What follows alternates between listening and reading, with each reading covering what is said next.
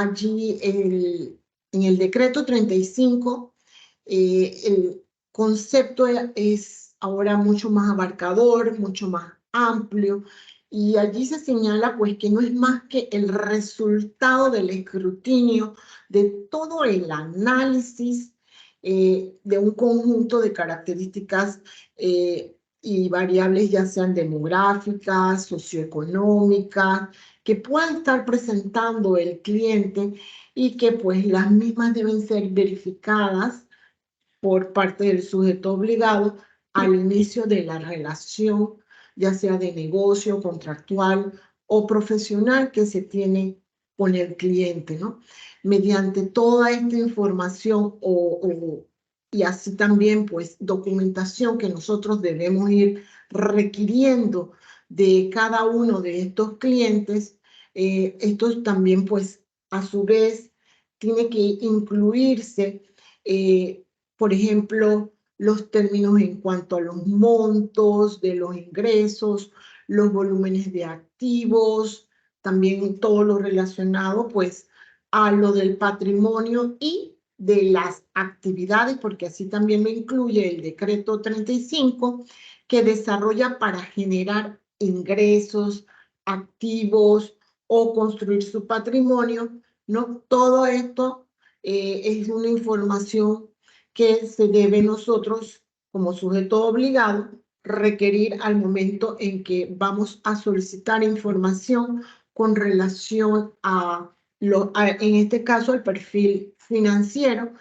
Debemos verificar la información financiera que se nos brinda por parte de los clientes y podemos entonces, para ir verificando, nosotros podríamos requerir allí en el decreto ejecutivo 35, se señala pues una serie de documentaciones que nosotros podríamos solicitarle a los clientes, como por ejemplo talonarios de pagos, cartas de trabajos, estados de cuentas, declaraciones de renta, estados financieros, ¿no? Algún tipo de factura o comprobación de pagos de impuestos, entre otros, que se señalan pues ahí mismo dentro del decreto ejecutivo número 35. Perfecto, licenciada Chandek. Sí, la siguiente pregunta para el licenciado Candelario Santana o la licenciada María Teresa Martínez Neto.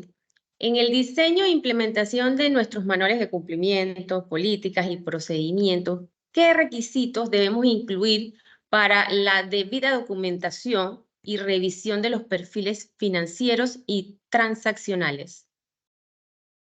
Buenos días a todos. Gracias por la pregunta, María Julia. A mis colegas que se encuentran presentes, pues buenos días. Realmente, antes de entrar ya al diseño del manual de prevención, a mí me gustaría hacer un par de acotaciones previas. No podemos dejar de ver que la normativa ha cambiado o ha migrado hacia un conocimiento integral del sujeto obligado, en primera instancia, para posteriormente caer en todo lo que son temas de manuales y debida diligencia. ¿A qué me refiero con esto?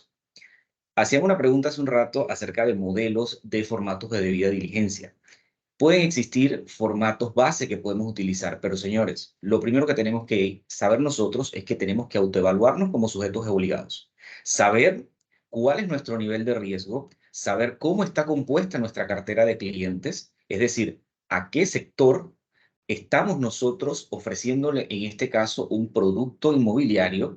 Adicionalmente, yo tengo que saber qué producto yo le voy a ofrecer a ese cliente, incluso el rango de los productos que yo estoy ofreciendo, el rango económico de esos productos que yo estoy ofreciendo, cómo yo ofrezco mis servicios, los canales de distribución, y por último, el área geográfica donde están esos productos y donde están esos clientes, ¿verdad?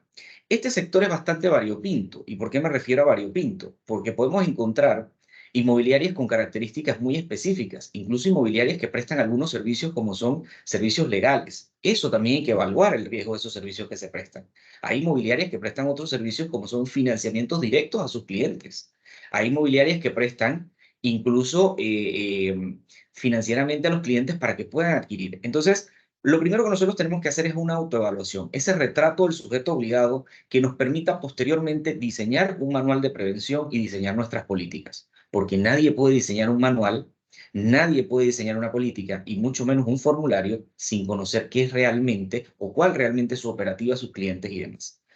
Para diseñar todo lo que son políticas que tengan que ver con perfiles financieros y transaccionales, yo lo primero que tengo que saber es hacia dónde yo voy a enfocar esos perfiles financieros y transaccionales. ¿Y por qué ese hacia dónde?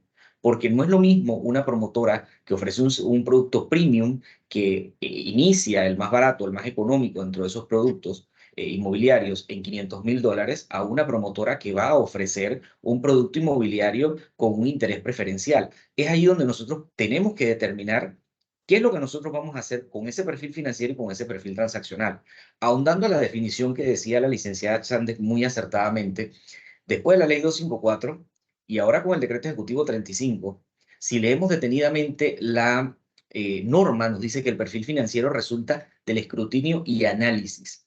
Entonces, partamos de eso para un perfil financiero y transaccional.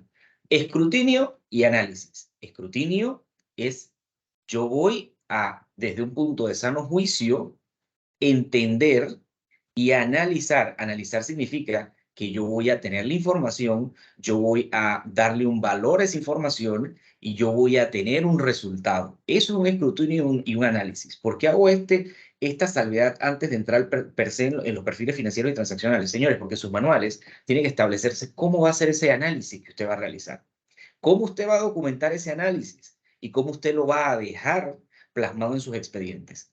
Otra cosa importante, perfil financiero, de una manera bien castiza para que todos nos entendamos, es cómo yo adquiero mis ingresos, ¿verdad? Y cuáles son esos ingresos que yo tengo.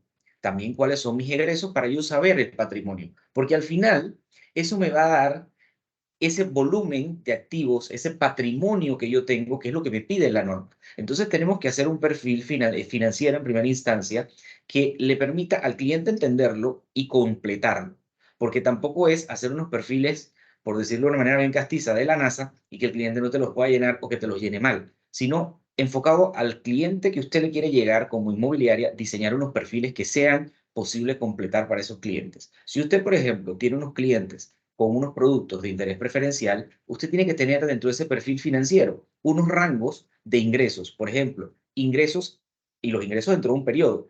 Ingresos anuales, ingresos mensuales, ingresos semestrales, para usted poder identificar el periodo en el que sean esos ingresos. Usted tiene que ponerle rangos a esos perfiles. Usted tiene ingreso entre $1,000 y, qué sé yo, $5,000 mensuales. Entre $5,001 y $10,000 mensuales. Pero consono con lo que usted está ofreciendo. Porque usted no puede tener una persona que tiene un ingreso de $1,000 y le está comprando un producto premium de $500,000, ¿verdad? Entonces, de eso se trata el perfil financiero en primera instancia, de entender cómo esa persona adquiere su fuente de riqueza, sus ingresos, egresos, activos pasivos y el patrimonio. Si ya nos vamos al transaccional, es qué va a hacer esa persona a lo largo de la relación conmigo. Y te lo va a decir, más adelante vamos a hablar, yo creo que María Teresa va a ahondar un poquito, me va a ayudar un poquito ahí sobre ese perfil transaccional, es qué va a hacer esa persona durante la relación conmigo. Pero ese perfil transaccional y ese perfil financiero se conjugan y me van a permitir a mí, primero, tener un monitoreo efectivo. Ese monitoreo efectivo que yo tengo que mantener a lo largo de la relación contractual con el cliente. Segundo, la detección de inusualidades. Y tercero, el posible reporte de operaciones sospechosas. Eso es lo más importante y lo medular al momento de hablar de perfiles financieros y transaccionales. Y esto es muy por encima porque después vamos a ir aterrizando propiamente en las características y yo sé que María Teresa vas a tener que aportar aquí pues, comentarios interesantes también, ¿no? Como parte de la opinión del regulador, aquí en el chat de grupo plasman una pregunta en cuanto a qué sucede si la persona, el cliente, no quiere brindar información en cuanto a los ingresos. ¿Cómo se puede proceder en ese caso? Bueno, ya eso va a depender del propio sujeto obligado no financiero, cómo lo tenga establecido dentro de su manual de prevención, como lo estaba explicando el licenciado Santana, ¿no? Nosotros podemos solicitar varias documentaciones, de diversas maneras a los clientes, cómo abordarlo y cómo requerir la información. Lo que sí es que en la ley, propiamente el artículo 36 de ley 23, allí pues sí se establece de una forma así bastante categórica que si el cliente no le quiere brindar la información que usted le está solicitando al momento pues de estar realizando la debida diligencia, pues allí se señala que no se debe ni iniciar la relación o tampoco para las aperturas de cuentas, ¿no? Entonces, nosotros siempre como ente regulador somos muy respetuosos y les indicamos pues a los sujetos obligados no financieros que ya esta medida es como se toma ya pues una vez que se le ha insistido al cliente que por favor brinde la información que se le está solicitando, que se le está requiriendo, pero en el artículo 36 de ley 23 sí se establece de una forma bastante imperante, bastante imperativa, que si el cliente no quiere brindar toda la información que usted le está solicitando al inicio de la debida diligencia o de la relación, pues entonces no se debe continuar con la misma.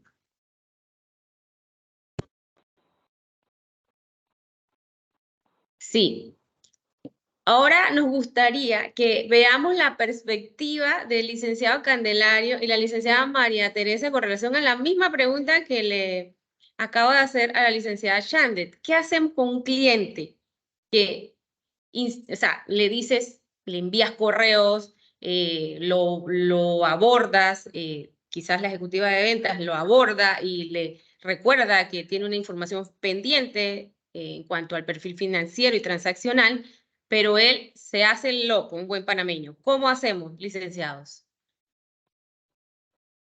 Vamos primero. Gracias, gracias, sí. La verdad que en ese sentido la norma es clara.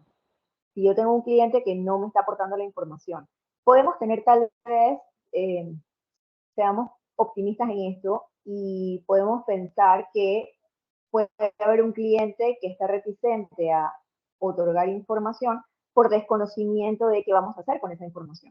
Entonces eso puede ser un caso, no que el cliente se está negando de forma rotunda a entregar información, sino que está nervioso, no le ha pasado antes, no comprende por qué le están haciendo esos requerimientos, y ahí sería cuestión solamente de tener ese acercamiento con el cliente, aclararle por qué estamos pidiendo esta información, la importancia que tiene que nosotros podamos levantar su perfil y que al final de esto depende de que se pueda realizar la transacción. Si el cliente no me va a otorgar la información, yo no puedo proceder. Entonces se afecta a él, que es quien quiere hacer la compra, y digamos, también puede pasar, ¿no? Esto que el cliente se niega porque no comprende qué es lo que vamos a hacer nosotros como sujetos obligados con esa información, darle un poco de confianza al respecto, explicarle que se trata de un tema normativo, pero si tenemos en efecto un cliente que ya conoce la información y simplemente se niega a suministrarla, no hay otra cosa que hacer que no proceder con el servicio, o sea, no proceder con la transacción. No sé si Candelario quiere... Me permito añadir algo antes de que el licenciado Candelario pueda responder. Quizás, pues en la experiencia personal, quizás hay que hacerle énfasis al cliente que esa información es confidencial porque muchos de ellos tienen mucho miedo con qué vamos a hacer con esa documentación que se les está pidiendo. Ellos dicen esta información privada, personal, entonces darle esa confianza, hablarle mucho, o sea, comunicarnos con él en cuanto a que se va a resguardar la información y que él puede estar tranquilo por esa parte. Licenciado Candelario. Sí, realmente sobre la pregunta yo la desdoblaría en varios escenarios. ¿Por qué la desdoblaría en varios escenarios? Porque la debida diligencia se da antes, durante e incluso después. ¿Por qué antes? El inicio. Ya sabemos, si el cliente no te quiere dar la información al inicio, tú puedes tomar la decisión de no continuar con la relación por una sencilla razón. porque te puede causar un riesgo grande continuar con la transacción sin tú tener la debida diligencia completa. Eso incluye la parte de los sustentos de la parte financiera del cliente. Pero posteriormente, y esta es una recomendación que sí les quiero hacer, así el cliente haya iniciado la relación y haya entregado toda la documentación, usted tiene que incluir en sus contratos el deber de actualización de la información. Y tiene que tener en sus contratos una cláusula que le permita a usted incluso dar por terminada la relación si hay temas de debida diligencia que se pueden dar con posterioridad a haber firmado el contrato. ¿Por qué sucede esto? Porque los clientes no son estáticos. Hay clientes que el día de hoy puede ser que no tengan una situación específica, pero en el sector inmobiliario muchas veces demoran años los proyectos en construirse. Entonces, en ese proceso, el cliente puede sufrir cambios. Y usted debe haber incluido en sus contratos que usted como empresa tiene la facultad de pedir una actualización de información, el cliente está obligado a dársela, que sea algún cambio en temas de debida diligencia, usted puede dar por terminada la relación, puede ser el caso de un cliente que salga expuesto en un caso de alto perfil o que sea condenado, usted no va a seguir con esa relación contractual, eso es importante tenerlo en los contratos, y entonces es allí donde usted tiene que tomar las decisiones específicas en los momentos específicos. Dentro de sus políticas usted tiene que prever, si el cliente no me entrega la información al inicio, listo, yo voy a tomar la decisión de no continuar porque tengo un riesgo grande. Pero ¿qué pasa si a la mitad de la relación, cuando usted va a actualizar ese cliente, que digamos es de alto riesgo porque es un PEP, el cliente no le quiere actualizar la información financiera y transaccional que usted ha visto que necesita una actualización? O si se han dado situaciones dentro de la relación contractual en cuanto al perfil transaccional y el cliente no se lo quiere actualizar y usted sabe que necesita una actualización. Entonces ahí usted tiene que prever las políticas. Si usted me pregunta a mí, yo siempre como oficial de cumplimiento, en esos 15 años que estuve como oficial de cumplimiento, siempre mantuve mi expediente como mi principal material probatorio. ¿A qué me refiero con mi principal material probatorio? Señores, el expediente usted tiene que armarlo para si usted tiene una situación específica, sea con el regulador o sea con entidades de instrucción como el Ministerio Público o un proceso judicial, que puede darse el caso porque hay requerimientos que ya han habido a inmobiliarias, usted pueda demostrar que usted hizo lo que pudo hacer por temas de debida diligencia, es decir, documentar los correos que usted envió, documentar los correos que reenvió el vendedor, que es quien tiene el contacto posiblemente con ese cliente, dejar todo consignado en el expediente. Y si ya se agotaron las medidas, entonces elevarlo siempre a una alta gerencia o elevarlo siempre a una instancia superior para que tome las decisiones. Otra cosa importante aquí es, señores, las decisiones no las debe tomar un oficial de cumplimiento únicamente y no las debe tomar una persona enlace, sino que debe haber una concatenación entre esa alta gerencia que tiene una responsabilidad y la persona que está llevando la función de la debida diligencia. Esto no es una sección desconectada de la otra. E incluso hay inmobiliarias que son tan grandes que tienen departamentos de cobro o departamentos de contabilidad que son los que llevan el monitoreo porque están viendo cómo paga ese cliente y cómo se comporta el cliente. Todas esas decisiones que haya que tomar cuando el cliente no te quiere actualizar la información, no te quiere dar la información, tiene que ser una decisión compartida y tiene que ser una información donde incluso usted pueda hasta levantar un acta de que se reunió y la decisión que se tomó, quién la tomó y la forma en que se tomó. Por ejemplo, si se votó, eran 5 y los 5 votaron que estaban a favor de continuar la relación, ahí no hay tu tía, dicho en buen panameño. Pero si usted salvó su voto, usted lo da por escrito. Eso es lo que yo siempre aconsejo a la gente y aconsejo a quienes tienen esta función delicada del manejo de los clientes, ¿no? Perfecto, muchísimas gracias, licenciado Candelario. Licenciada Shandek, es importante para los sujetos obligados conocer en qué casos, o sea, cuáles son los casos en que se debe obtener información acerca de los perfiles financieros y transaccionales del cliente y saber si este requisito va alineado al nivel de riesgo del cliente o no. Bueno, de conformidad con lo que está plasmado dentro del perdón, Decreto Ejecutivo 35 de 2022, allí se ha establecido que el sujeto obligado no financiero deberá requerir información tanto de los perfiles financieros y transaccionales en atención a los riesgos que han identificado, ¿no?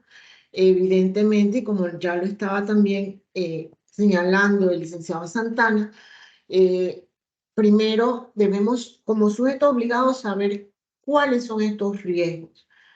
Es decir, en atención a los factores de riesgo, ¿qué riesgos nos representan a nosotros primero como sujetos obligados? Los clientes, qué productos y servicios vamos a brindar, ¿no? La ubicación geográfica, los canales de distribución o comercialización. Una vez hecho este análisis, asimismo, entonces el sujeto obligado debe hacer un análisis sobre los riesgos que les puedan representar, por decir algo, los clientes.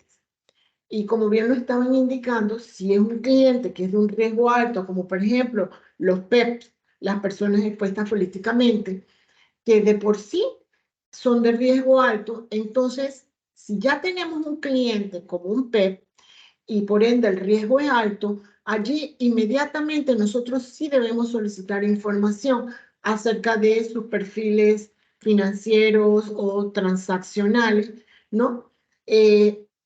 Antes de la relación, inclusive pues también durante la relación, y una vez obtenida la información debemos entonces ir monitoreando la misma para saber entonces ese movimiento, esa procedencia de los fondos que se nos deben suministrar al momento de requerir esta información. Pero en el decreto 35, allí se establece pues que en atención a los riesgos identificados, asimismo debemos ir requiriendo, solicitando información, sobre todo en temas de perfiles financieros y transaccionales. Muchísimas gracias, licenciada Shande. Licenciado Candelario y licenciada María Teresa, desde la perspectiva de su práctica diaria, ¿nos pueden decir o explicar un poco qué se requiere para analizar y verificar el perfil financiero y transaccional?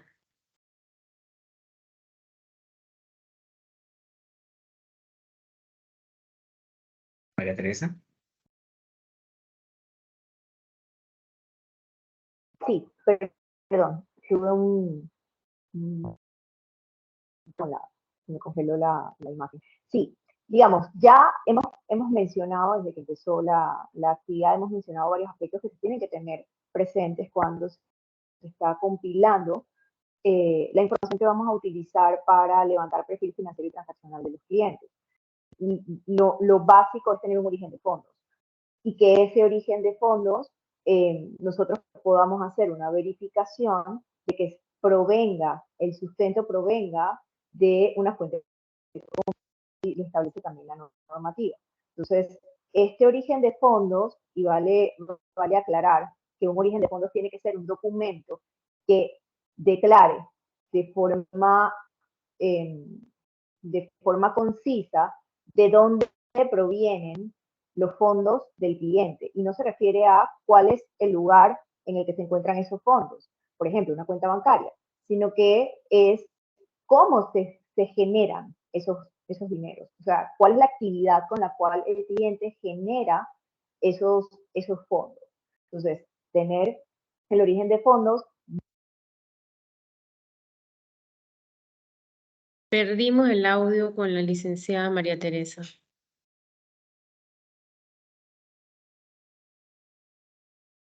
Sí, mientras se reactiva su audio, quizás el licenciado Candelario nos puede adelantar su respuesta, la perspectiva en su práctica diaria.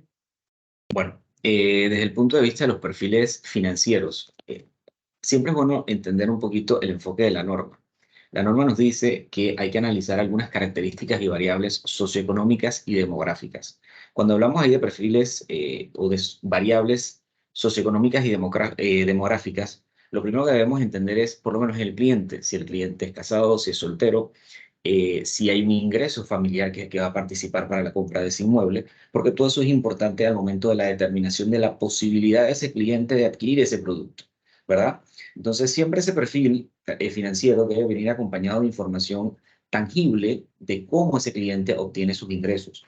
Es decir, un talonario, puede ser incluso un cheque de pago por servicios, una copia, si la persona, por ejemplo, un abogado que tuvo un proceso, generó sus honorarios, ahí tú tienes una constancia real, una venta. Lo que no puedes tener es un cliente que te diga, y en este caso me pasó hace poco, me llaman de una inmobiliaria precisamente, esta persona iba a comprarle a sus 2 hijas 2 apartamentos y la persona le decía que esa era una herencia que había recibido hace un tiempo de una persona que había trabajado en Suiza y que era familiar. Después, desdoblando y desdoblando, encontramos que esta persona estaba casada con alguien que fue condenado en gobiernos anteriores por temas de corrupción. Caso muy sonado.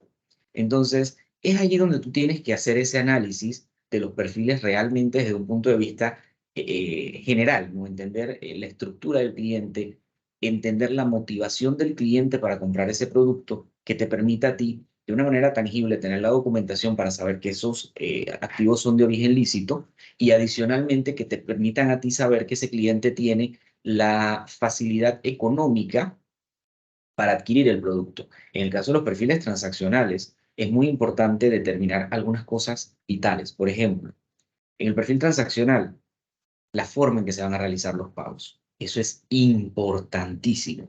Y esa forma en que se van a realizar los pagos, se van a realizar los pagos, por ejemplo, de los abonos iniciales, que es lo que reciben realmente las promotoras, y después el abono del resto, el pago del resto del, del canon. ¿Usted cómo lo va a recibir? Ese abono inicial lo va a recibir en transferencia bancaria. Ok, ¿de dónde va usted a recibir eso? ¿De una transferencia nacional o una transferencia internacional? ¿Puede usted recibir una transferencia de un tercero, por ejemplo, de su esposa? Indíquelo en su formulario. Eso es parte del perfil transaccional para que usted no tenga una inusualidad después, ¿verdad? Indique el monto en que usted va a hacer esos abonos iniciales. ¿Va a ser 5 pagos? ¿Va a ser de cuánto van a ser esos 5 pagos? Indique si va a ser un solo pago.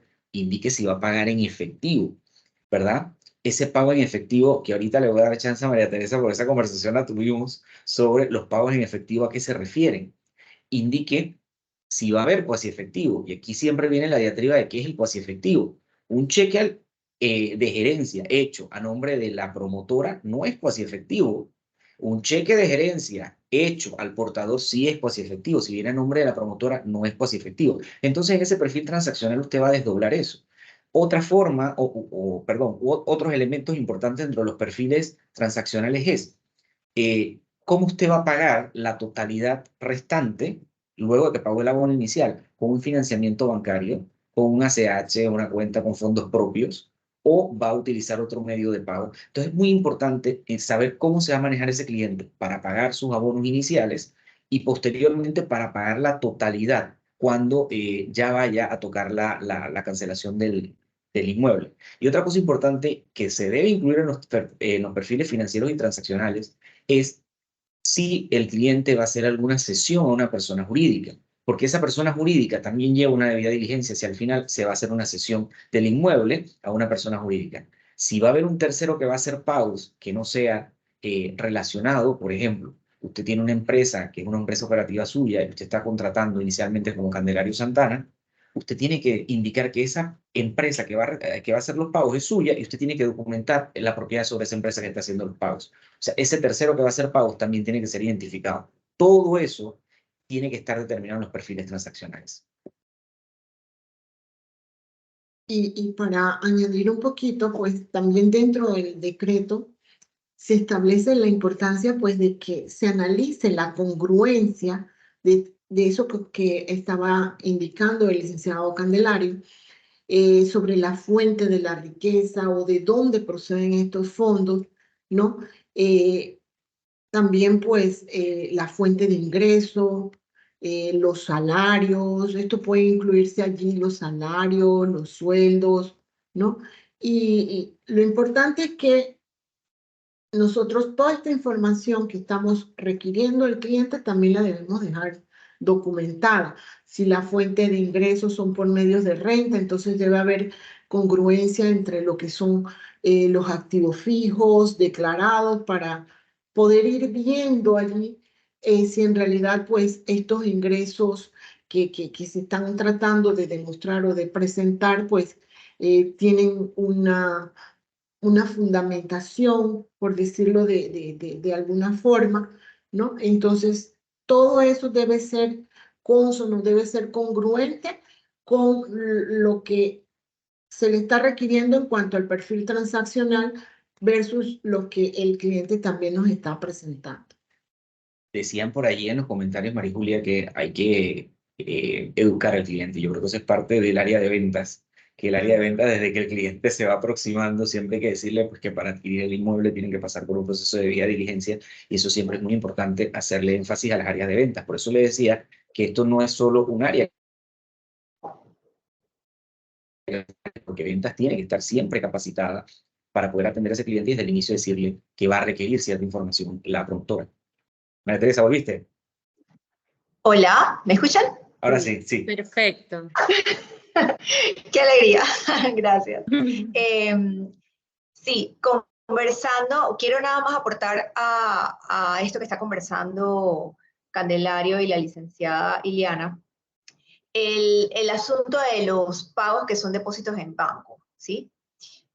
Es importante, desde el punto de vista que lo queramos ver, es importante que nosotros documentemos, que el cliente nos declare cuál va a ser el método de pago que va a utilizar, cuál va a ser la frecuencia de estos pagos. Eso es parte fundamental de lo que es el perfil transaccional. Para nosotros como sujetos obligados, recuerden que hay un proceso también de poder hacer un reporte de operación sospechosa, que al final levantar un perfil de cliente, la debida diligencia de cliente junto con perfil financiero y perfil transaccional, que son parte de esa documentación, nos sirven a nosotros para tener un punto de partida, para genuinamente saber, poder identificar cuáles serían transacciones usuales de mi cliente y de mismo modo poder identificar una transacción inusual. Si yo no tengo un perfil base bien construido, no voy a poder identificar aquello que es una inusualidad para poder examinarlo y determinar si es un reporte de operación sospechosa, se me va a convertir en un reporte de operación sospechosa o no.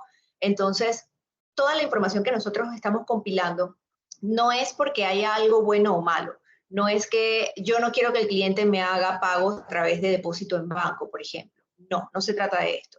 Es simplemente para poder levantar ese perfil base. El depósito de dinero en efectivo en banco, nosotros tenemos que reportarlo internamente, ¿ok?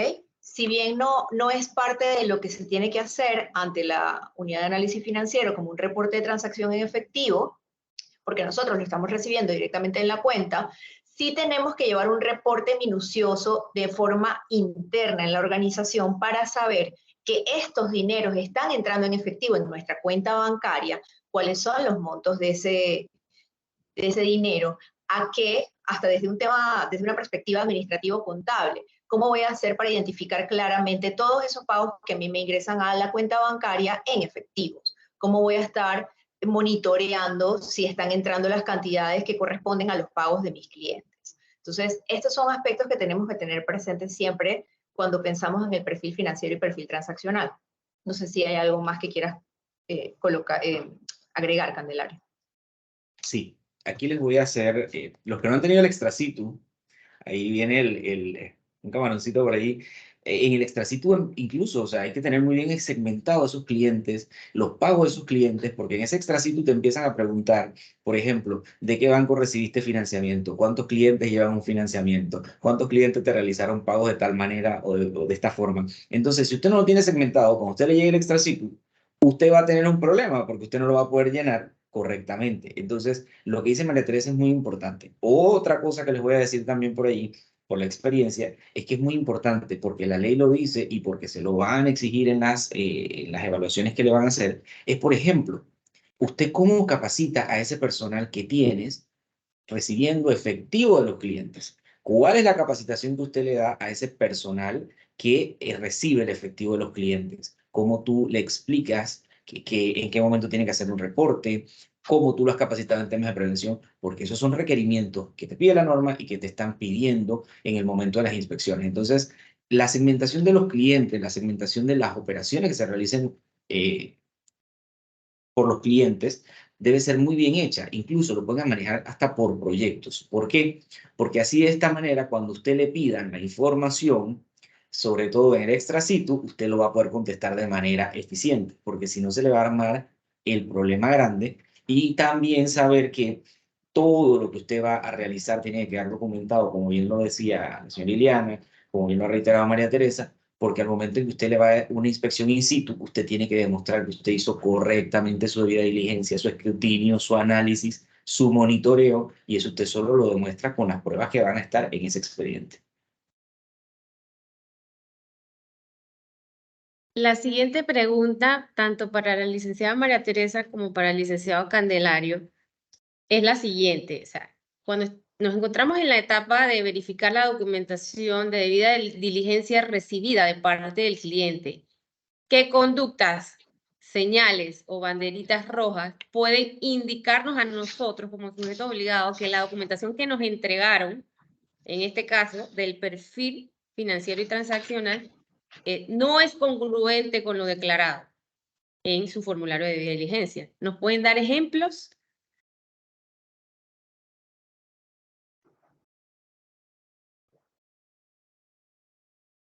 Sí, bueno, digamos, para verlo de una manera básica, vamos siempre de lo más básico a lo más complejo, esperando que siempre se nos presentaran casos sencillos de resolver con nuestros clientes, ¿no? Pero lo básico sería, el cliente me entrega a mí, o más bien me declara dentro de la debida diligencia, cuál es el origen de sus ingresos. Me dice que se dedica a esta o esta actividad, y que de allí provienen entonces los fondos que va a utilizar para hacer la transacción, para hacer la compra. Pero luego, cuando yo le pido el sustento no corresponde con esa actividad o corresponde parcialmente con ese perfil que el cliente me ha declarado que tiene, o asimismo puede no tener el sustento adecuado para yo corroborar tanto el origen de los fondos en términos de la actividad como el hecho de que genuinamente esos fondos existen. O sea, si yo tengo un cliente que a mí me declara que tiene un rango de ingresos que va de un monto a otro monto y luego me entrega un origen de fondos que me indica que el rango de ingreso es mucho menor, yo tengo que hacer allí una verificación, porque al final no solamente por un tema de perfil financiero y transaccional y de debida diligencia, sino también de relación. Yo tengo que asegurarme de que todo cliente que va a entrar a una transacción conmigo tiene luego, digamos, la solvencia y la capacidad de seguir adelante con esa transacción. Y lo mismo para poder identificar cualquier conducta que pueda ser sospechosa. O sea, si yo tengo un cliente que me indica que su rango de ingreso o su actividad es una, y luego en los sustentos que me entrega veo que está muy por encima de y no tiene cómo justificarme dicho perfil, yo tengo allí que hacer un análisis más profundo. Aquí estoy segura de que Candelario nos va a poder aportar con cosas muy interesantes de lo que él ha visto en la práctica. Uy, de ver he visto muchas cosas, alertas o casos que se han dado. Por ejemplo, he visto el caso que quizás a algunos les pueda sonar familiar, alguien que lo haya tenido, que no declaró que estaba casado con una PEP y posteriormente empiezan a recibir un pago de una persona que era PEP, la esposa era PEP, pero no la había declarado. Entonces me llega la consulta si ese cliente entonces es de alto riesgo porque estaba en una relación con una persona PEP. Claro que sí. Entonces esos son los análisis que usted tiene que hacer. Eso quizás no es una señal para terminar la relación con el cliente, porque el cliente quizás no sabía esa definición de PEP, pero para usted sí tiene que ser una banderita. Otro caso que se dio por allí y me consultó un cliente es, el abogado está comprando todo y está aportándome toda la información como si él fuese a comprar, pero él lo está haciendo en nombre de su cliente a través de una sociedad. Entonces, yo le digo, pero es que él al final no va a ser el beneficiario final. A pesar de que le aparezcan las acciones y todo lo demás, él está actuando en nombre de otra persona. Usted tiene que pedir la información de esa tercera persona, que al final es quien va a aportar los activos para la compra de ese inmueble. O sea, casos hay muchísimos. Otra cosa importante siempre es la falta de congruencia entre lo que te indican en un formulario, y no solo en temas de perfiles financieros y transaccionales, sino en general, en el formulario. En el formulario tú te puedes encontrar con que Candelario declara que vive en, qué sé yo, en Marbella, y de repente te entrega la constancia de domicilio que esto aparece la factura en Parque Lefebvre. Y tú vas a preguntar, ¿pero por qué me está declarando por escrito Marbella y en Parque Lefebvre es que aparece el recibo de luz, agua o teléfono? Resulta que la oficina puede ser que yo la tenga en Marbella y yo resido en Parque Lefebvre. Pero si usted no revisa, se le van a ir esas cositas muy sencillas. Siempre le digo a los clientes, si tienes la oportunidad de pedir dependiendo del tipo de tus clientes, un talonario del Seguro Social, tú puedes ver mucha información allí. Primero, ahí vas a ver que es declarante fiscal aquí en Panamá, porque obviamente le están haciendo una retención de un impuesto, ¿verdad? Ahí vas a ver sus ingresos, y ahí matas dos pájaros de un solo tiro, y posiblemente ves a qué se dedica realmente. Entonces vas matando muchos pájaros de un solo tiro con un solo documento, igual con una declaración de renta si es independiente, porque ahí vas a ver a qué se dedica, vas a ver que es declarante fiscal aquí en Panamá, vas a ver sus ingresos, etcétera. Pero hay clientes, sobre todo en los eh, productos de alta gama, que están muy diversificados. Clientes que se dedican a una actividad, tienen 2, 3 empresas, adicionalmente reciben dividendos de una cuenta de inversión, reciben rendimientos de un plazo fijo. Ahí la figura que usted tiene que utilizar tiene que ser lo suficientemente completa para que le permita dibujar a ese cliente en 360, porque ese cliente quizás va a recibir ingresos, no de una fuente, sino de 5, 6, 7 fuentes. Y sabemos que hay gente que es así y funciona así porque está diversificado. En ese caso, si usted le dan el sustento de una carta de referencia de una cuenta de inversión que además le indica que el cliente ha recibido tanto en dividendos o en rendimientos, eso le funciona como una prueba o un sustento de los ingresos. Igual si le dicen tiene un plazo fijo de tanto y recibió tanto, obviamente también lo puede hacer. Entonces, eso le permite a usted el tema del monitoreo adecuado. Y aquí viene una pregunta que están haciendo sobre el monitoreo de transacciones inmobiliarias, el tiempo que hay que hacerlo mientras usted tenga al cliente abierto. Y esa es otra política que tiene que determinar hasta cuándo ese cliente se mantiene abierto. Segmentación de clientes, clientes abiertos en este caso o cerrados. Yo recomiendo el cliente ya cerrado una vez termine el periodo de garantía. Quizás María Teresa tenga otra perspectiva, pero mientras usted lo tenga abierto, usted lo tiene que monitorear. María Teresa. Sí, la verdad es que ese es un concepto que yo comprendo. Para este sector suele ser un poco difícil de poner en práctica, dado que a veces se pueden tener clientes activos en la cartera, porque son clientes que están abiertos de varios proyectos al mismo tiempo, y tengo nuevos clientes en un proyecto, porque es uno que apenas está arrancando, pero tengo otros clientes todavía abiertos en proyectos que ya están casi al 100% entregados. Entonces, tenerlo primero dentro de las políticas, como dice Candelario, tenerlo establecido, y luego tener controles claros. Solemos tener controles internos financieros que son muy claros. Es muy sencillo para todos nosotros entender que para que un cheque salga tiene que llevar 2 firmas. Pero luego cuando vamos a hacer los controles internos que son no financieros, aquellos que me van a decir a mí, necesito una alerta que me recuerde cuando un cliente un cliente que se abrió hace tantos meses continúa abierto, esa relación continúa abierta, y así hacer recordatorio hasta que yo llegue a mi tiempo de fin, sea que yo voy a determinar finalizado, ya no tengo este cliente abierto, este cliente está cerrado cuando hice la entrega, o como dice Candelario, cuando termina el periodo de garantía, o el periodo que sea que ustedes deseen establecer. Pero tener controles internos no financieros es tan importante, por lo menos para el aspecto de compliance, de cumplimiento, como tener controles internos financieros. Porque muchas de las cosas que estamos diciendo, cómo el personal de ventas va a saber qué tiene que observar para identificar una operación inusual. Muchas veces el departamento de cumplimiento no va a estar enterado del día a día, porque ese no es su trabajo, no es su rol. El que está allí en el día a día con las transacciones de clientes, puede ser cobros, puede ser los vendedores, tienen que tener una guía, una política y unos controles claros que le permitan decir, cuando ocurre esto, yo tengo que levantar una alerta. Esa alerta se la debo levantar a mi departamento de cumplimiento. Y mi departamento de cumplimiento tiene a su vez políticas y controles internos que le van a decir, cuando yo me encuentre estos perfiles o estos hallazgos, yo tengo que elevar estos casos a mi junta directiva, al comité, como sea que estemos establecidos, que lo mencionaba un poco Candelario anteriormente, para que ellos tomen la decisión de negocio en base a la recomendación que hace cumplir. Y es importante ahí, antes de avanzar en este punto, lo que acaba de decir María Teresa, eso no se logra si no hay capacitación. O sea, esto no es una carreta que ale solamente una persona, sino es una carreta que tiene que el equipo completo. Aquí la persona que está en contabilidad recibiendo los pagos debe estar capacitado en qué le debe llamar la atención, como tú bien dijiste. El vendedor tiene que estar capacitado en qué y cómo pedirlo.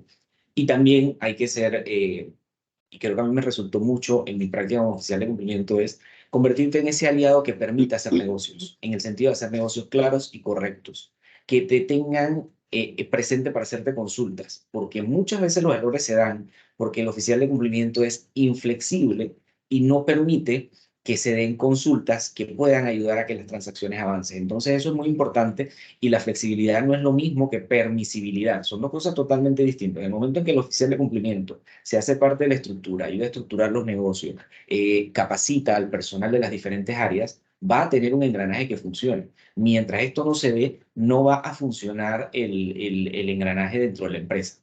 Entonces eso es muy importante tenerlo claro. Y por ahí nos preguntaban hace un rato sobre la actualización de los PEPs. ¿Qué se pide? ¿Cómo se hace? Esa actualización va a depender mucho de sus políticas internas. Por lo menos, si usted tiene un PEP que no se le ha vencido, la cédula o el pasaporte, eso no se lo tiene que pedir.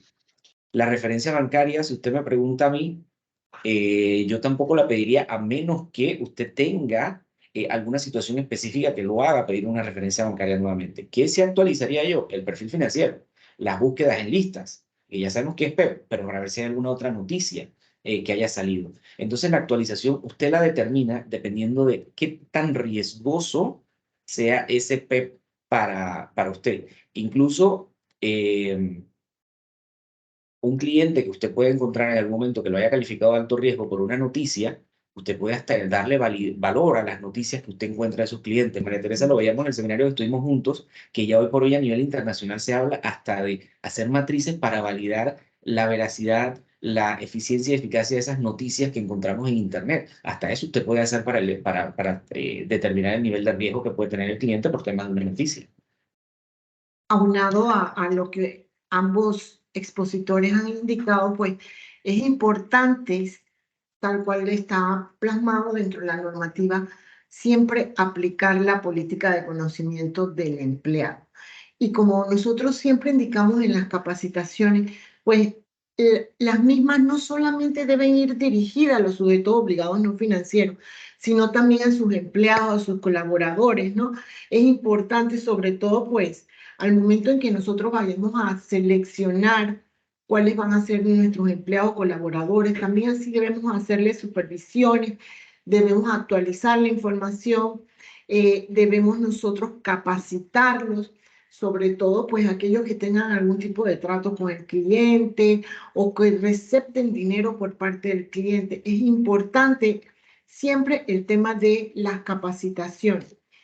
Y por otro lado, con relación pues a todo lo que ustedes han indicado, es importante que no dejemos de lado el realizar un examen especial, ¿no?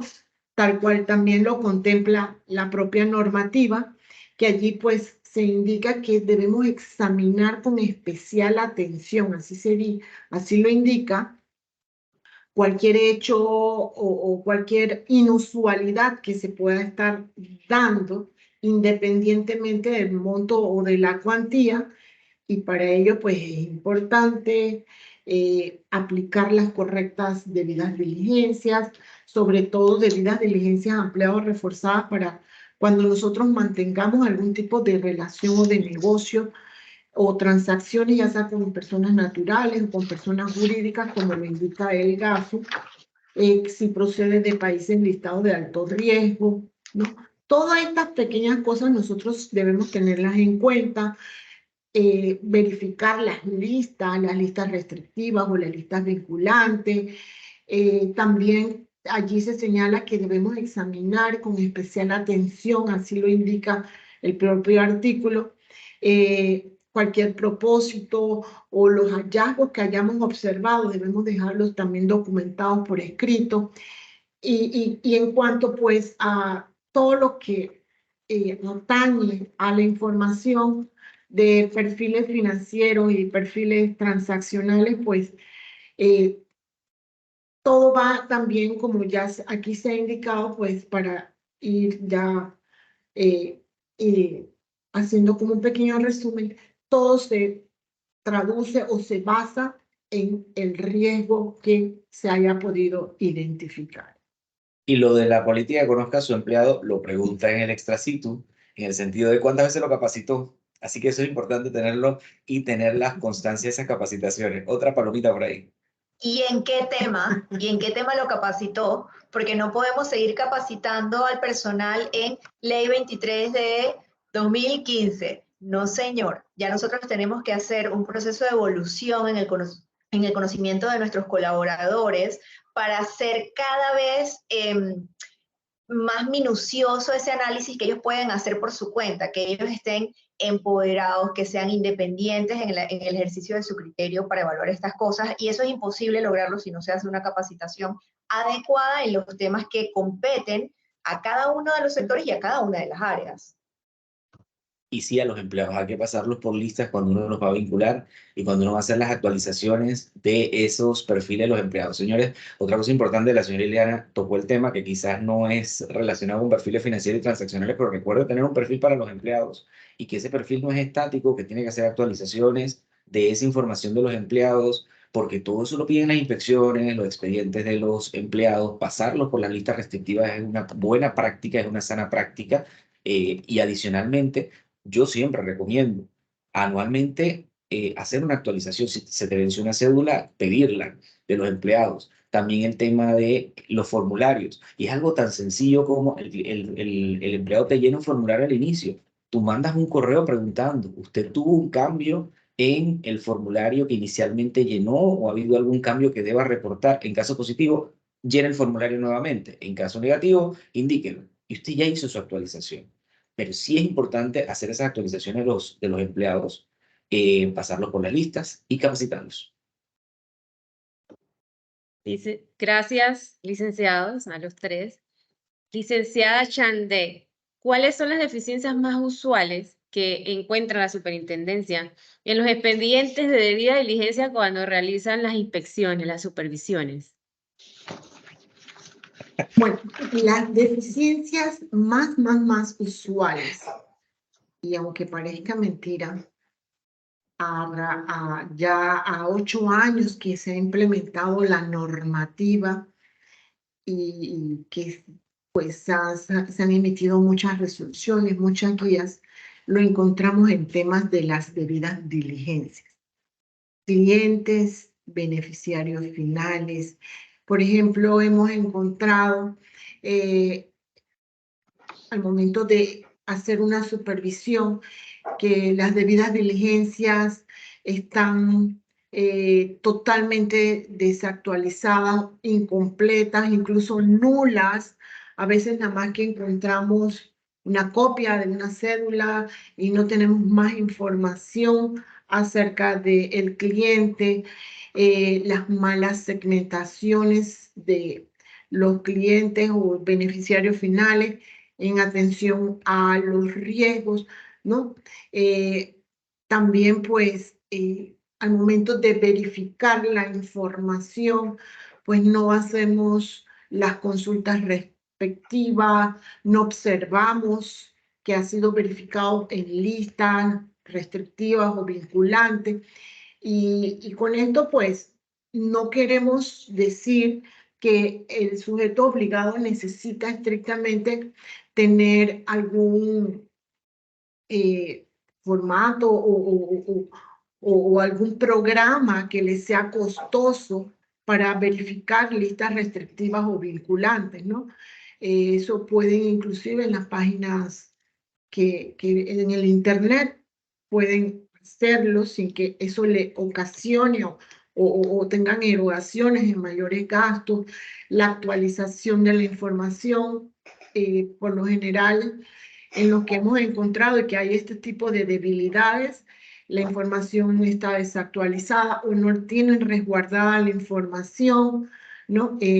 No aplican los diseños y controles tal cuales están prescritos dentro del artículo 40 de ley 23. También, pues, la superintendencia emitió una resolución que aún está vigente, que data desde el 2017, que puede servir de mucho modelo, es la IREC 001 017, la misma pues no está siendo utilizada.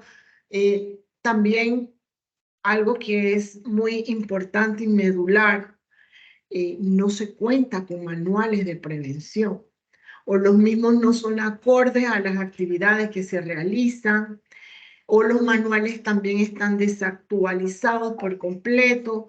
Hemos encontrado manuales que aún nos ponen que la ley 23 está reglamentada bajo el decreto ejecutivo 363, ¿no? No se establece tampoco que con qué periodicidad vamos pese a que la propia normativa lo indica, actualizar la información, que debe ser anualmente cuando aplicamos debidas diligencias ampliadas o reforzadas.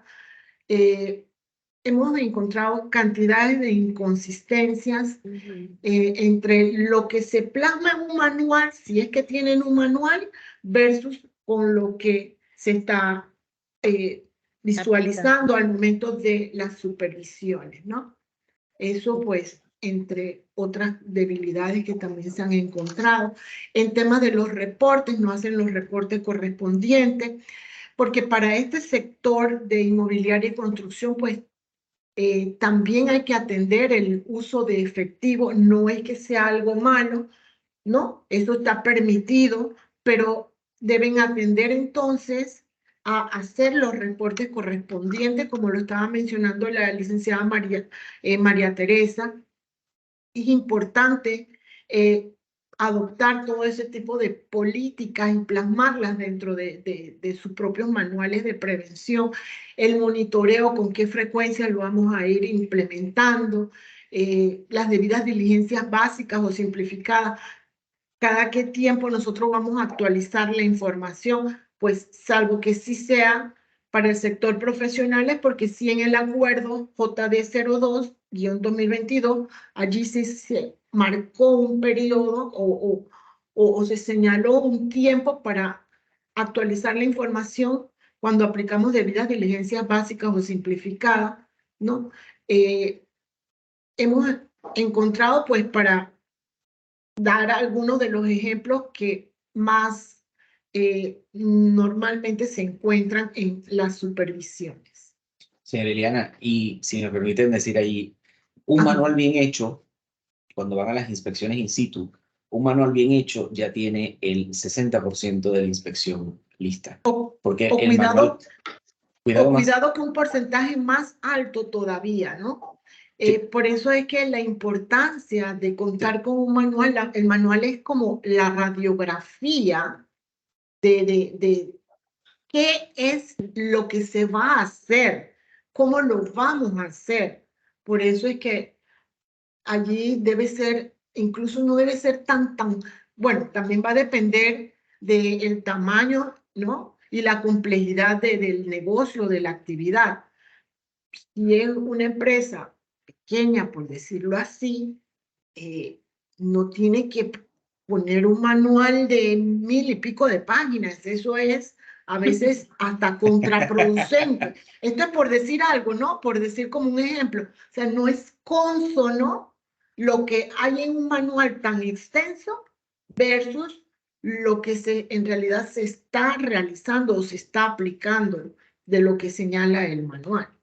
Yo siempre he dicho y le digo a mis clientes que ese manual, cuando se lee, le debe permitir al supervisor entender la empresa desde el punto de vista de qué productos yo ofrezco, si ofrezco algún tipo de servicios. Por ejemplo, hay inmobiliarias que ofrecen el servicio de alquiler. Decir, ok, no está en la norma, yo le hago una diligencia simplificada, por poner un ejemplo.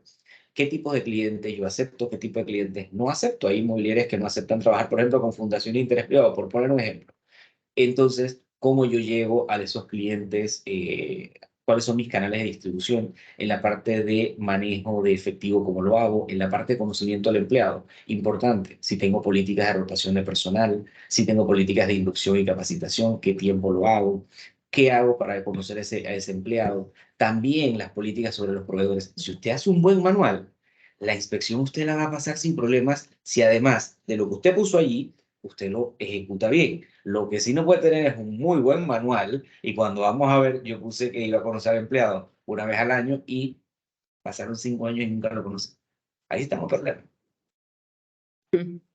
Y aunque no lo crean, nos damos cuenta de que en efecto, pues, o el manual fue copiado, o el manual, quien lo hizo, pues, no está siendo aplicado a las necesidades o a los requerimientos o a lo que se está dedicando, en este caso, pues, las empresas para el sector inmobiliario y construcción. Sí, yo Muchas quisiera gracias. aportar simplemente como un llamado de conciencia al sujeto obligado de este sector. Como dice la licenciada Iliana y como dice el Candelario, el manual de cumplimiento, el manual de prevención, no es un documento que se crea, se diseña para cumplir con un check de lo que me exige a mí la normativa. Este manual me permite a mí compilar todas mis políticas, dejar claros cuáles son mis controles, y eso me ayuda a mí a prevenir riesgos para mí. Estamos en una época en la que se han visto muchos casos, cosas muy sonadas que han ocurrido y que afectan al sector. Entonces también hay un riesgo reputacional, además de un riesgo económico y demás, que nosotros nos estamos evitando al cumplir con estas políticas. Otra cosa importante, por ejemplo, en ese manual, que lo dice la resolución sobre los manuales, dibujen los procesos, los flujos de procesos. Siempre lo digo, esa resolución sobre el manual, ojalá siempre se mantenga vigente porque ha sido muy bien hecha, en el sentido de ha estructurado muy bien cómo se tiene que hacer un manual de prevención para los sujetos no financieros. Guíese de eso y haga lo correcto, según dice la resolución. Y usted, si tiene que dibujar los procesos, dibuje los flujos de procesos, haga lo que tiene que hacer. Y otra cosa importante, por ejemplo, si usted tiene que trabajar toda la parte de inusualidades, reporte de operaciones sospechosas, no se inventen agua tibia. Ya tenemos una guía que emite la superintendencia de la mano de la UAF que te dice qué es lo que tienes que hacer. Es genérica y es aplicable para todos, desde el sujeto obligado más chiquito hasta el más grande. Entonces, cópiala, usa los diagramas que están ahí para hacer tu manual, porque eso es lo más importante al momento de una inspección o al momento de determinar incluso el tipo de formularios que vas a utilizar para tus clientes, donde vas a meter los perfiles financieros y transaccionales. Yo tengo clientes que tienen una operativa tan compleja con sus clientes que han desarrollado hasta formularios diferentes para sus tipos de clientes, para personas naturales, para una persona jurídica sociedad anónima, para una persona jurídica fundación de interés privado. O sea, eso usted lo puede hacer. La debida diligencia, los perfiles financieros y transaccionales, incluso usted lo puede ajustar por su tipo de cliente, si su estructura y su operativa, si lo pide, porque así hay inmobiliarias que lo hacen. ¿Por qué? Porque usted no le va a preguntar a una sociedad anónima lo mismo que una fundación de interés privado. Que lo puede tener en un formulario, sí, pero si su operativa lo exige, porque es tan compleja, usted lo puede dividir. Entonces, todo eso, usted lo pone en el manual de prevención que lo va a hacer, lo ejecuta en los formularios y usted no debe tener mayores problemas. Sí, panelistas y licenciada Chandek. En el chat de grupo hacen una pregunta un poco extensa, pero es relacionada con el alquiler, para ver los panelistas, el licenciado Candelario y la licenciada María Teresa, si pueden aportar en este sentido. En caso de que en nuestra actividad no sea la compra y venta de bienes inmuebles, sino el alquiler, mantenemos clientes existentes que pagan al día, pero se niegan a enviar información financiera o transaccional. Muchos nos refutan en base al artículo 40 de la Ley 124 de 2021, que modifica artículos de la Ley 124 de 2020. Este hace referencia a las empresas promotoras, agentes inmobiliarios y corredores de bienes, cuando estos se involucren en transacciones para sus clientes concernientes a la compra y venta de bienes inmobiliarios. Podemos seguir, en la ley no se hace énfasis en cuanto al tema del alquiler. ¿Podemos seguir la relación comercial sin esta parte de la debida diligencia? Bueno, yo sí voy a acotar algo. Así como bien se acaba de mencionar, pues dentro de nuestras normativas, lo que se regula dentro de este sector inmobiliario y construcción es la compra y venta del bien inmueble. No se habla de los alquileres que se tienen o que se hacen. Si el cliente, por políticas o por sanas prácticas, desea aplicar lo pertinente a cuando hacen alquileres todo el tema de debida diligencia y todo lo demás está perfecto. Pero la normativa, lo que regula dentro de este sector de inmobiliaria y construcción es cuando se realizan la compra y venta de los bienes inmuebles. Gracias, licenciada Iliana. Sí, las dos últimas preguntas son bien importantes. Una va dirigida a los licenciados Candelario y la licenciada María Teresa en cuanto a los retos que ellos consideran son más relevantes para la obtención, documentación y manejo de la información de debida diligencia. Bueno, yo quiero aquí mencionar algo en lo que realmente no hemos comentado tanto, y es la posibilidad de realizar automatización. Hay muchos seguimientos que hacer cuando estamos en el área de prevención. Hay mucha información que compilar y nosotros, si bien es cierto, la norma no nos exige que tengamos unos software sofisticados y costosos para hacer búsquedas ni para llevar la debida diligencia de cliente, no podemos pensar que esta actividad puede controlarse y manejarse con la misma precisión si no hacemos uso de la tecnología ya existente. Entonces, también dentro de la gestión de cumplimiento, tener ese espacio para buscar mejoras en los seguimientos, en los monitoreos, en las actualizaciones internas que se puedan realizar utilizando tecnología. Entonces, esto no quiere decir que la relación con el cliente va a cambiar o que yo voy a sustituir los análisis que realizo de la información. Lo que sí me puede significar es ser más eficiente en los seguimientos que yo tengo que realizar, en los seguimientos de qué clientes están faltando por enviarme documentación cuando voy a hacer una actualización de perfiles, en también saber cuántos, los reportes de operaciones inusuales, si realizamos el examen especial, si eso se elevó o no a un reporte de operación sospechosa, y cuáles fueron las condiciones para decir que sí o que no.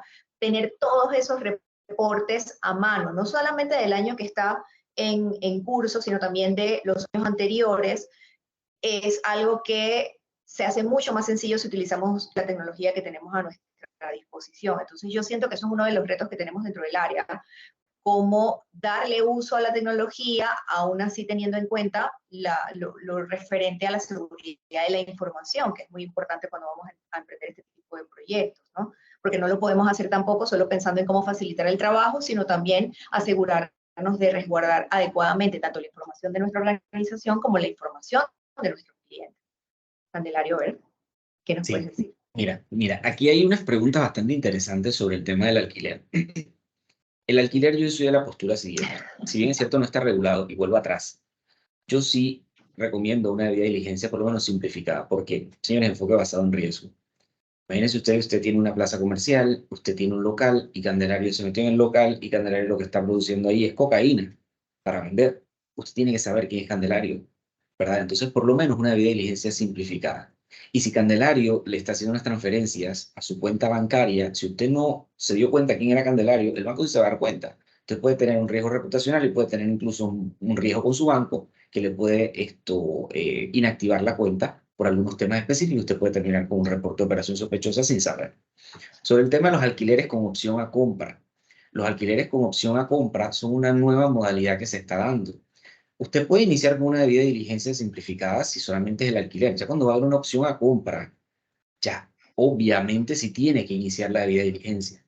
Preguntan que si la debida diligencia se aplica cuando se termina de pagar el abono inicial. No, usted no debe recibir para una compra y venta ese abono inicial o firmar un contrato de promesa de compra y venta para recibir un abono inicial y después hacer la debida diligencia. Usted hace la debida diligencia previa.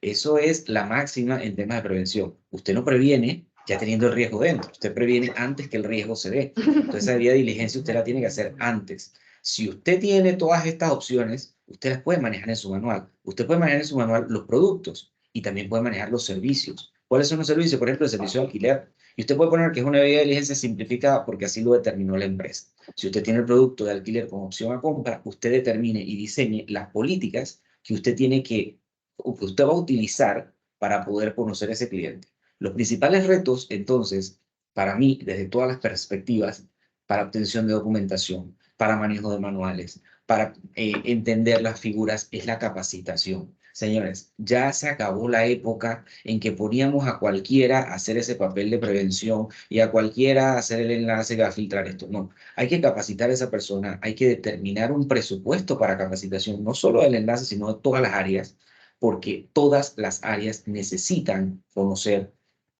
el 360, el riesgo completo. Y tú no puedes tener un vendedor que no puede explicarle a una persona que va a comprar con una sociedad anónima qué tiene que entregarte. O no puedes tener un vendedor que no entienda qué es una fundación de interés privado y qué tiene que pedirle a esa persona. Entonces, los principales retos para obtener la información, primero es saber qué información tienes que pedir y de acuerdo a cada caso. Entonces, la capacitación es vital. Vital, vital, vital, y ese es nuestro principal reto para poder cumplir con toda la normativa. Capacitarnos, escribir, documentar, porque si no lo hacemos ahí sí estamos en problemas. Y aunado a lo que ambos han indicado, pues eso está contemplado dentro de los mitigadores de riesgo que están plasmados en el decreto 35, ¿no? Utilizar metodologías bajo un enfoque basado en riesgo, es decir, contar con una buena matriz, los manuales de prevención, las capacitaciones y está también el contar o el uso de herramientas tecnológicas. Como bien lo indicó la licenciada María Teresa, pues esto nos ahorra bastante tiempo, el verificar, el resguardar también información, ¿no? Entonces, eso agrega efectividad en materia de prevención. Y todo esto, bien como ya ustedes lo han indicado, está plasmado dentro de la normativa. Y algo que dice el licenciado Candelario, y es capacitaciones. El que no conoce es como si estuviese ciego en este universo. ¿Por qué? Porque no le puede, primero no va a saber cómo abordar al cliente para solicitar información en cualquiera de los sectores que se puedan estar desarrollando las actividades. Eso no sabe si el cliente le está entregando la documentación correcta o quién es ese cliente, la importancia de hoy en día de saber con qué cliente nosotros estamos tratando, independientemente del sector al cual pues le prestemos algún tipo de servicio. Todo eso es importante. Una vez que ya la persona sepa, tenga conocimientos en materia de prevención, ya de allí entonces puede ir entendiendo muchas otras cosas, inclusive cómo abordar a los clientes para que no digan, uy, se me fue el cliente. No, debemos también concientizar al cliente, decir, hay una norma, esto no es política exclusiva de esta empresa, hay una norma, esta norma rige para todos en el país, no es para esta empresa sí, esta empresa no, ¿no? Entonces, así como el sector financiero ha ido educando también al cliente al momento de requerir cualquier tipo de productos o de servicios que ofrezcan las entidades bancarias o financieras. Asimismo debe ser para este sector no financiero. Es la misma ley que rige para ambos. Entonces, hacer entender, no, esto no es propio de esta empresa, esto es de todas las empresas y esto es lo mínimo que nosotros debemos requerir si vamos a aplicar una debida diligencia básica o simplificada porque el nivel de riesgo es bajo, ¿no? Y de allí, pues, en adelante. Y otra consideración importante en el sector inmobiliario es cuando tenemos múltiples promotoras entre un grupo, pero solo son sociedades para un proyecto. Para un proyecto. Entonces, por lo menos, a veces es imposible hacer un manual para cada una de esas promotoras por una sencilla razón. Son huecas, son vacías, solo son personas jurídicas para el proyecto. Haga uno para el grupo y que permee para todos.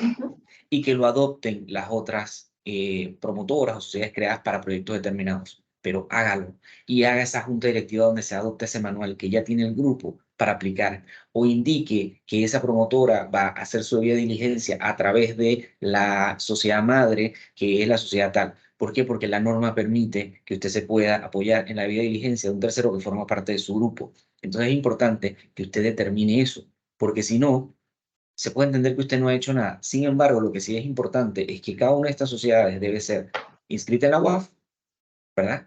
Y debe tener sus códigos y debe cumplir con las declaraciones juradas del no efectivo si no lo manejan, etcétera. Pero sí tiene que hacerlo cuando sea esta situación de que usted tiene una empresa madre y un montón de sociedades para cada uno de los proyectos de la promotora.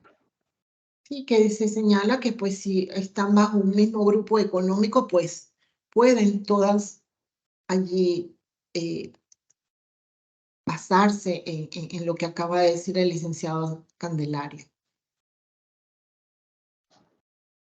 Gracias por sus aportes.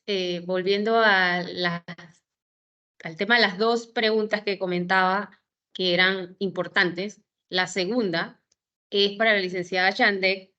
¿Cuáles son los tipos de sanciones que indica la norma por incumplimiento de las obligaciones y sus montos? Además, si podría compartirnos algunos ejemplos de las cuantías de las sanciones que se han aplicado específicamente al sector inmobiliario en general. Bueno, si bien es cierto, tanto en la ley 254, que allí se hizo una modificación en cuanto al monto de las sanciones, que allí se elevaron pues hasta 5 millones de dólares, en el decreto ejecutivo 35, al igual que en el acuerdo JD 01-2022, allí se establece que las sanciones que podría imponer la superintendencia pueden ser tanto de carácter financieras o pecuniarias, cuyas multas oscilan desde 5.000 balboas hasta 5 millones de dólares. También pueden ser de carácter administrativas o disciplinarias, ¿no? Estas multas se imponen en base a criterios que están previamente establecidos tanto en el decreto 35 como en el acuerdo JD 01-2022. Esto puede ser en atención a la gravedad de la falta, a la magnitud del daño, al tamaño del sujeto obligado, a la reincidencia, y las mismas pues podrían conllevar la cancelación, el retiro, las remociones de licencia, las suspensiones. Y para el caso pues de profesionales, allí entonces habría que requerir la suspensión de la idoneidad o para ejercer la profesión por determinado periodo. Se hacen evaluaciones con relación a los hallazgos que se hayan encontrado en las supervisiones, ¿no? Todo esto siempre se hace, las supervisiones que hace la superintendencia, todas están bajo un enfoque basado en riesgo, tal cual lo hace la recomendación 1 del GAFI. Sí se han impuesto sanciones por temas de incumplimientos a las normativas, sanciones que pues una vez estén ya propiamente debidamente ejecutoriadas o en firme, es decir, que ya no admiten recursos, las mismas entonces sí se publican en la página de la superintendencia, porque para todo lo demás, como bien ya lo había indicado la propia licenciada María Julia, todo es tema de confidencialidad, ¿no? Nosotros aquí en la superintendencia, al momento en que somos contratados, tenemos que firmar un acuerdo de confidencialidad. Todo lo que aquí se trabaje o se haga es estrictamente confidencial. Y pues como ejemplo, para decir algo de lo que se ha encontrado para este sector inmobiliario y construcción en cuanto a debilidades o hallazgos, es tema de aplicaciones de debidas diligencias, ¿no? No se aplica de forma adecuada, inclusive con lo que está previamente plasmado o establecido en el propio manual que el sujeto obligado nos ha brindado de cómo va a hacer o va a aplicar los temas de las debidas diligencias. Algo que sí se está dando también mucho y que hemos observado es que el sujeto obligado no se registra ante la superintendencia. Eso amerita una sanción que tiene como monto mínimo pues $5,000 por el no registro. Es obligatorio que todo sujeto obligado se registre ante la superintendencia. Por lo demás, pues los montos, si no están publicados ahorita mismo en la página de la superintendencia, pues sí no puedo, por temas de confidencialidad, indicarles. Pero todo también va a obedecer al tamaño del sujeto obligado, es decir, en atención a los criterios que se han observado, los hallazgos. Asimismo, también pues van en base al tamaño del sujeto obligado no financiero, es decir, luego de hacer un análisis para ver si tiene la capacidad económica de poder sufragar el pago de la multa que se le va a imponer. Gracias, licenciada Chandek. Con relación a algunas de las preguntas del chat de grupo que realmente se han contestado en el curso de la capacitación, varias, aquí puedo leerles una que indica que en caso de recibir un extra situ y aún no se cuente con el informe de auditoría, porque se encuentra en proceso, ¿qué documentos se puede adjuntar como soporte a este punto? Otro participante contestó que se le puede enviar también una carta formal. Quizás sí tienen algún aporte que pueden indicarnos, o si ese está correcto. Sí, o el inicio, la carta de requerimientos que hizo el auditor, e indicar, ahí se va a ver la fecha que se está en proceso de auditoría en ese momento, ¿no? Y se adjunta a través de la información que se le está requiriendo por medio del extracito. Perfecto, gracias.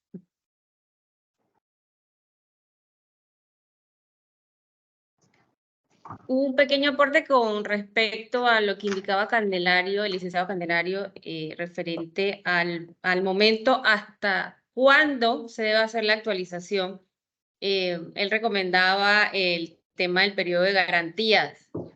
Es un poco difícil ya de por sí en la práctica diaria, es lo que nos ocurre acá, pedir la debida diligencia y que nos suministren tanta documentación.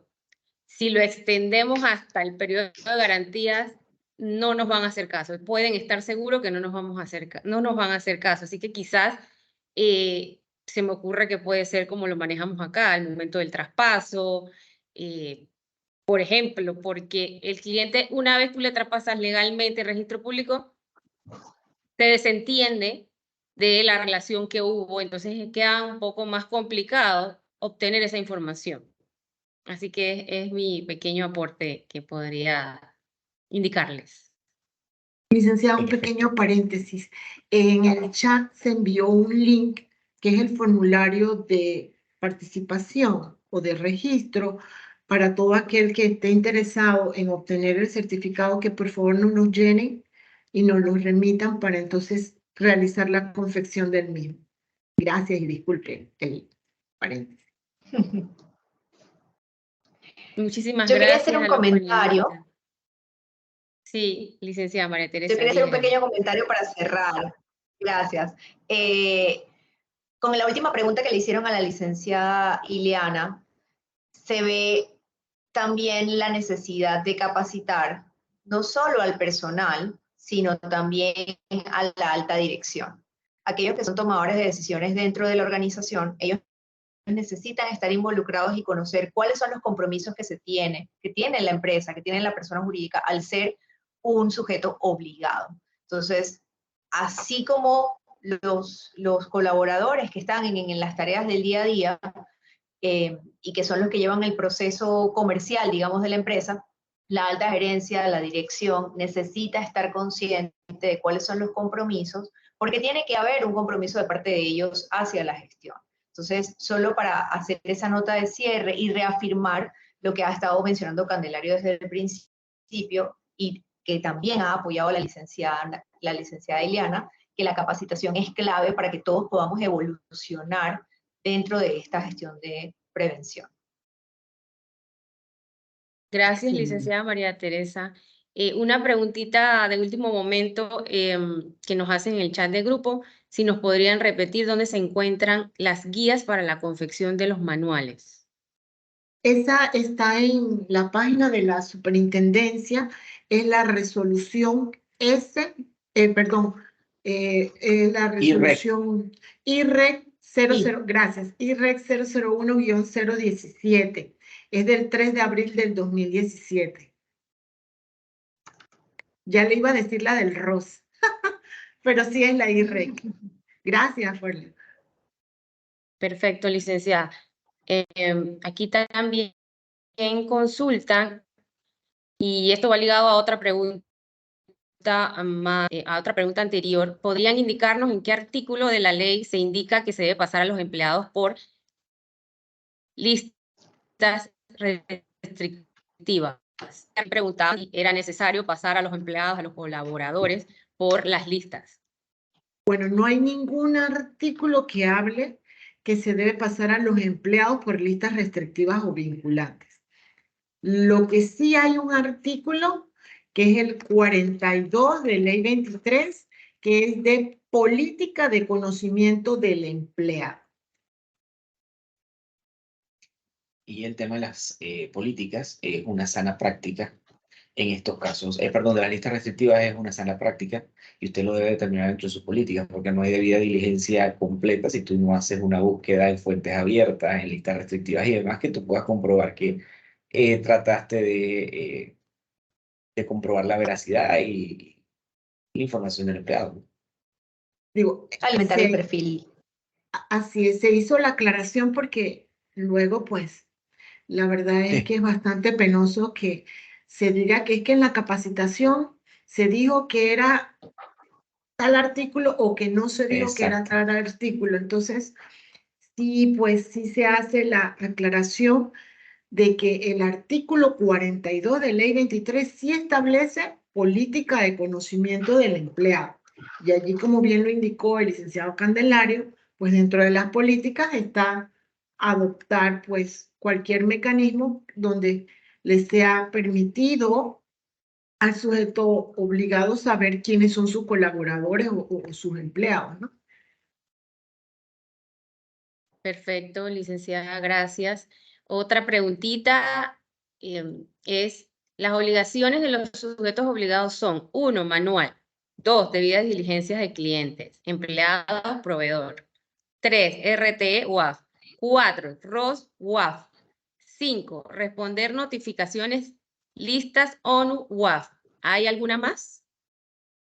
Conocer los inversionistas, autoevaluación de sujeto obligado. María Teresa, sigues tú. Son bastantes. Sí, no es exacto, no es tan sencillo como hacer una lista acá en una respuesta rápida de todas las obligaciones que tendríamos que hacer, que tendríamos que cumplir, disculpen, como sujetos obligados, porque para eso está todo un marco normativo que tiene muchos años en desarrollo y en proceso de mejora. Digamos que allí cada sujeto obligado tiene que tener ese interés, ese compromiso y esa disciplina de sentarse a hacer un análisis de esta normativa y tener claras sus obligaciones.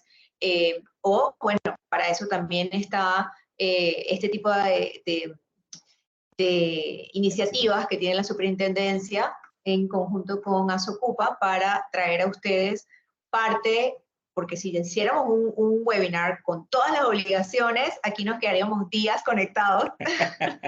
Así que la idea es que ustedes vayan involucrándose poco a poco y vayan haciendo su verificación de lo que está contenido en la normativa y sigan capacitándose, síganos en nuestras redes, igual a la superintendencia, que estamos siempre, tanto ellos como entidad supervisora, como nosotros en Asocupa, estamos siempre compartiendo material acerca de esto, ¿no? Y algo que también es muy importante, licenciada, dentro de todas estas listas, aparte de lo que está también contemplado de la normativa, es contar con una persona enlace o un oficial de cumplimiento, ¿no? Que pues es una pieza fundamental también dentro de todo este engranaje que se tiene para cumplimientos normativos. Perfecto, muchísimas gracias, licenciada. Hay una preguntita más.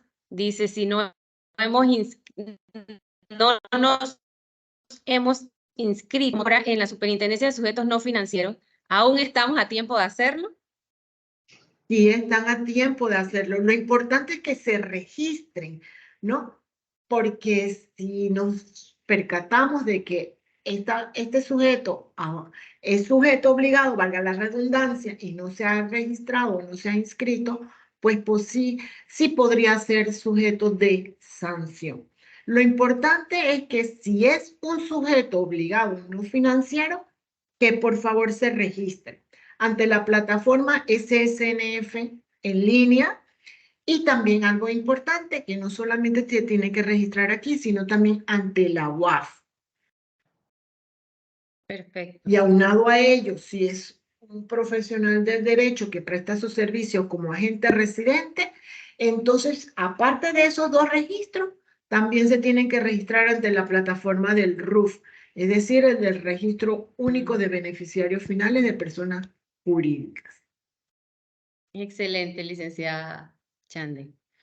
Una recomendación al final del chat del grupo de parte de uno de los participantes es que los certificados de capacitaciones de la superintendencia y de la UAF no se están entregando y estos forman parte de los extra situ y deberían tomar en cuenta para mejorar esto. Muchísimas gracias de parte del participante. Estamos ya tomando en cuenta esa inquietud, ¿no? Esa observación que se nos ha hecho. Ya hemos tenido ya casi todo sí confeccionado, pero para el envío, porque hemos tenido últimamente grandes cantidades de participantes por sesiones, el envío sí no lo puedo hacer mediante un correo masivo. Eso sí se va personal a cada uno de los participantes, y ahí es donde ahorita mismo sí estamos obteniendo un poquito de dificultad. Por favor, un poquito de paciencia, pero sí ya hemos estado confeccionándolos todos a la mayor brevedad que se requiere, pero sí ya también estamos tomando los correctivos necesarios para ir enviándoselo lo más pronto posible. Y ofrecemos disculpas por el retraso. Muchísimas gracias, licenciada. María Julia, antes que haya aquí una confusión, la licenciada Chande no dijo que el sector inmobiliario se tiene que registrar en el Registro Único de Beneficiarios Finales. Dijo que en el caso de los sujetos que sean abogados, tienen una tercera obligación, que es el RUF. Sujetos abogados del sector inmobiliario no tiene nada que ver con el RUF, porque me están preguntando aquí, Y antes que haya una aclaré, confusión. Antes que haya una así es. confusión. No, y aclaré. Dentro del sector de profesionales, abogados, aquel que preste servicio de agente residente. No son todos tampoco los abogados, ¿no? Sí, sí, Hice sí. la aclaración, pero eso es para que no haya confusión. Pero para este sector inmobiliario, tiene que hacer mínimo registro ante la SSNF en línea y ante la UAF. Muchísimas gracias por la aclaración, licenciada Chande y Candelario. Gracias a todos los panelistas por su participación, sus aportes en este evento. Muchísimas gracias a todos ustedes, a la moderadora, la licenciada María Julia, a los expositores, el licenciado Candelario Santana, María Teresa, a la licenciada Lorena Rodríguez por parte de, aunque los 4 son miembros de ASOCUPA, estamos muy agradecidos por la colaboración que nos prestan para brindar este tipo de capacitaciones. Licenciada Muchísimas Lorena. gracias. Sí, muchísimas gracias, licenciada Chandek, por su colaboración. Gracias también a la superintendente y a todo el personal de la superintendencia que siempre nos colabora con estos conversatorios. Los invitamos a todos a los próximos conversatorios que hacemos siempre en conjunto, mensualmente. Le agradezco también a los panelistas. Gracias, Candelario, María Teresa, María Julia. Excelente conversatorio. La verdad que ha nutrido muchísimo a todos los presentes. Y